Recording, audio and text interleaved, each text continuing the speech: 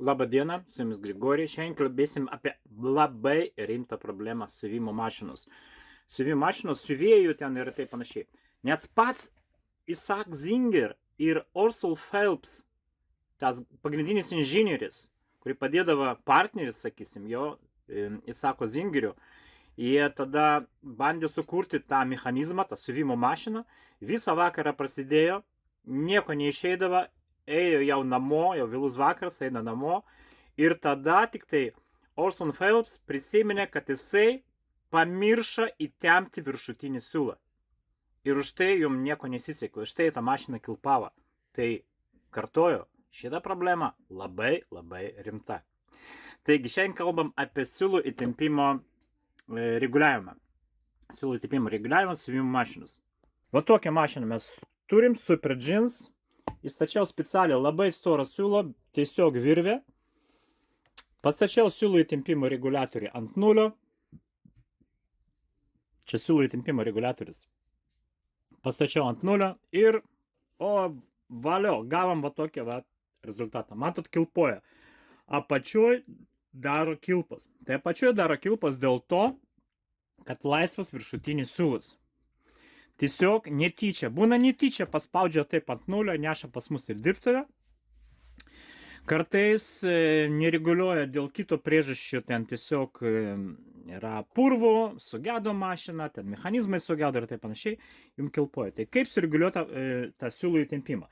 Tai visų pirma, aš visada pradedu nuo apatinio siūlo. Tai apatinį siūlų įtempimą šitam moduliui praktiškai ir nereikia reguliuoti, bet mes pradėsim nuo to, o jeigu reikia. Tai atidarom stiklą, ištraukiam rytę iš mašinos ir visų pirma, reikia pradėti nuo to, ypač su horizontalią sistemą mašinos, tokia kaip šita, įsitikinti, kad apatinis siūlas įvertas. Nes va šičia yra kabliukas, toksai kablis nedidelis, aš pabandysiu prizuminti, va šitas kabliukas, už kurią jūs turit užkabinti siūlą. Tai dedate rytę priešais laikrodžio rodyklę, kad jinai sukasi, kada tempit už siūlą, jinai sukasi priešais laikrodžio rodyklę. Ir kabinat už šitą kabliuką. Va taip užkabinat ir siūlą čia paliekat. Paskui, kai pradėsit siūt, tas siūlas bus ištrauktas. Ištraukiam, prasukam vieną kartą mašiną, išsitraukia į viršų apatinis siūlas ir atkreipkite dėmesį, kur tas siūlas guli ant rytės. Tiesiai ant rytės, iš kairės pusės guli siūlas, iškiai siūlas įvertas. Tai kokia problema dažniausiai būna? Šitam moduliui ir praktiškai kitos horizontalios sistemos, kaip ir tą apatinį siūlą, jums reguliuoti nereikia. Nes ten sureguliuota vieną kartą gamyklo net ir būna dažais užplombuota, kad tą vaštą nieks negalėtų pasukti be reikalo ir taip ir palikta. Bet dažniausiai būna taip, kad tas siūlas guli ne šičia, o eina tiesiog va ten. Tai jeigu, matot, ir dabar atsiranda ten, va čia yra toks plunksnas, kuri prispaudžia tą siūlą ir atsiranda tas siūlų įtempimas. Kažkoks tai siūlas įtemptas. Jeigu aš padėsiu tiesiog rytį, nevėrius ten, į tą mechanizmą, šitą mašiną gera, todėl kad čia nėra tų gudrių sistemų jokių, kur jūs nematot tą siūlą, įverta, neįverta, čia tiesiog kabinat už kablį, bukai ir viskas. Siūlas neįvertas, matot, jisai neguli ant rytės, čia nėra siūlos, taip, jisai eina iš ten ir jisai absoliučiai laisvas, todėl kad plunksnas, kuri prispaudžia šičia, o siūlas eina tiesiai ten ir aišku, ta mašina siūs negražiai. Tai galbūt sutarėm taip. Apatinį siūlą šitam moduliui jūs nereguliuojat. Pusė problemos jau išspręsta. Nereikia reguliuoti apatinį siūlų įtempimą. Gal kada nors padarysiu video ir parodysiu, kaip tai galima padaryti ir kokias ten būna priežasčius, dėl ko jinai ten ne taip eina. Bet jeigu siūlas apatinis įvertas, 99%, kad įtempimas bus geras. Tai dedam rytę, dar kartą, sukasi priešais laikrodžio rodyklę, kabinam už tą kabliuką, ištraukiam į viršų, prasukam, laikom už tą viršutinį siūlą, prasukam vieną kartą adatą, išsitraukia apatinę į viršų ir ką mes matom, ant rytis siūlą. Viskas pamirštam, viskas gerai. Dabar reguliuosim viršutinį siūlų tempimą. Nu, vat kažkas netyčia pasuka mašiną ir pastatė čia nulį. Va, matot, siūlų tempimo reguliatorius stovi ant nulio. Ką mums daro? Mums daro apačioje kilpų. Žiūrėkit, va taip, jeigu mašina siūna, čia apačia. Čia buvo viršus, juodas siūlas pas mus, o čia apačia. Ką mums reikia daryti? Reikia prispausti labiau viršutinį siūlą.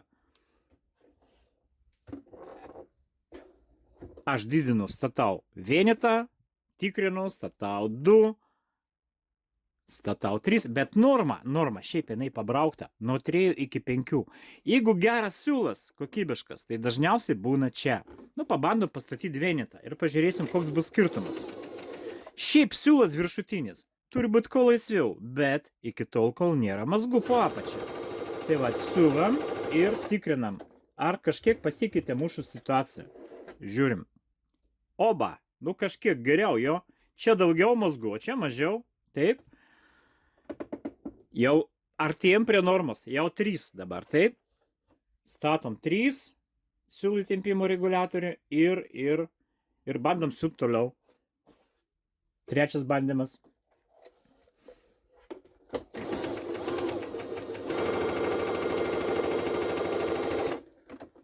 Taip, 3. Va taip, po truputį didinat, kad tas sujungimas būtų per vidurį medžiagos. Jeigu medžiaga plona, tai aišku, jūs tų siūlus nepaslėpsit. Viršui bus balti taškai, apačioj bus tamsi, bet kai siūlus parinktas pagal spalvą, tai jūs ir nematysite ten nieko blogo.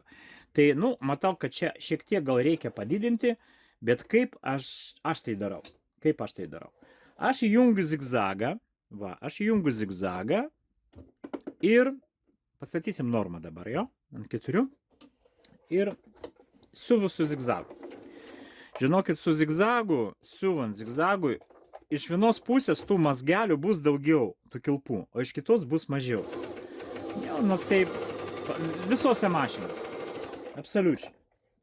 Ypač kai tas didelis zigzagas, sakysim, ne 5, o 6-7.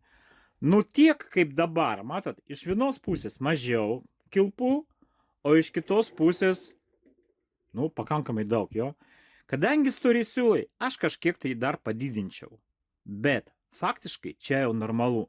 Didinam ten, kadangi pas mus virvė, aš statau iki 6 ir bandau čia kur nors iš krašto dar kartą prasiūt. Laikom už siūlų pradžioje, jo.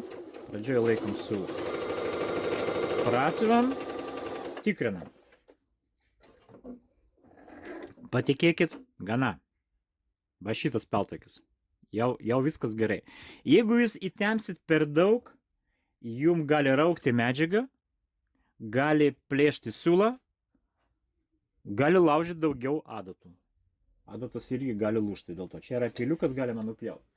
Tai va, jeigu iš zigzagų iš vienos pusės kilpoja, o iš kitos ne, tai tiesiai siūvant, kai jūs pajungsit tiesiai, viskas bus gerai. Dabar bandom siūt tiesiai, prilaikant siūlų, simenat, įsmeigt adatą į medžiagą. Leis kojelį žemyn ir laikyti už siūlų porą dygsnių. Tai dabar statau paprastą dygsnį, tiesiai siūnam, retas 4 mm ar mažiau šiek tiek, 4 mm.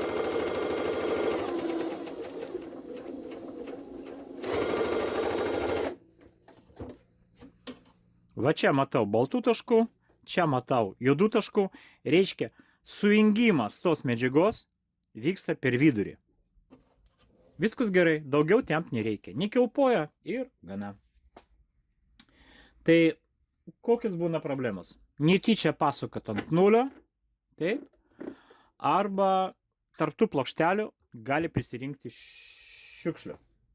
Tiesiog statot reguliatorių, jeigu taip atsitiko, kad jūs didinat tą siūlą tempimą, o jums nieko nesikeičia, ir net ir jeigu kojelė nuleista žemyn, jūs paėmėt už siūlą, šiandien buvo atėjęs tokia klientė irgi su tokiais klausimais panašiais. Labai stiprus tas siūlas, velniom reikia ją kažkaip nupjauti. Čia tas peiliukas jo. Gerai, traukiam. Va, nuleidžiat kojelę žemyn. Kaip patikrinti, veikia tas siūlų įtempimo reguliatorius ar neveikia? Kojelė nuleista žemyn, statom nulį ir siūlas pas mus eina, nu, sakysim, beveik laisvas. Va, aš tempiu laisvai. Dabar didinu įtempimą, didėja, ant normas labai normalus jau, ant 9 praktiškai jau labai sunkiai patempti. Tai reiškia, reguliatorius veikia. Bet kojelė nuleista žemyn.